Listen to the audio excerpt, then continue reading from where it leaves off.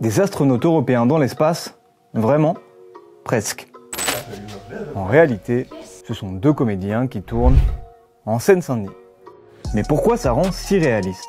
Grâce à une technologie venue tout droit des États-Unis.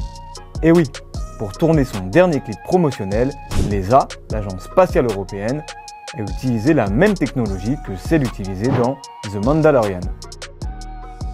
En gros, au lieu de tourner de manière classique sur un fond vert, en retirant d'abord la couleur puis en incrustant un arrière-plan, les acteurs ont directement joué dans des décors virtuels, grâce à la technologie Stagecraft, dans un plateau virtuel. Mais c'est quoi cette technologie et comment est-ce qu'elle fonctionne?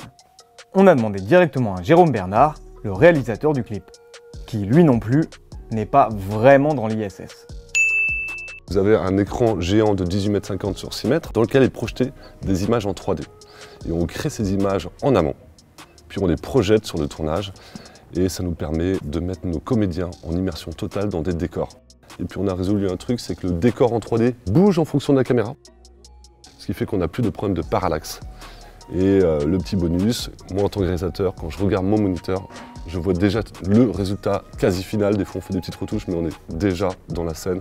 C'est beaucoup plus efficace, on se projette beaucoup mieux. Tout ça s'est tourné dans un studio XR, XR pour Extended Reality, ou réalité étendue, et cette technologie est mélangée aux artifices classiques des tournages, lumière artificielle ou encore fausse fumée.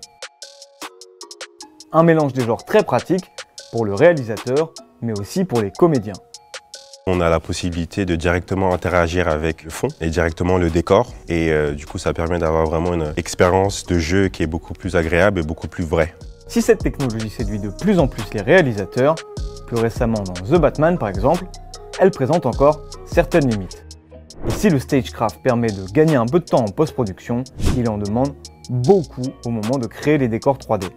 D'ailleurs, contrairement à The Mandalorian, le livre de Boba Fett ou encore Obi-Wan Kenobi, la série Andor, elle-même tirée de l'univers Star Wars, n'a pas été tournée avec cette technologie. Selon Numérama, le Stagecraft ne collait pas avec la direction artistique choisie pour la série.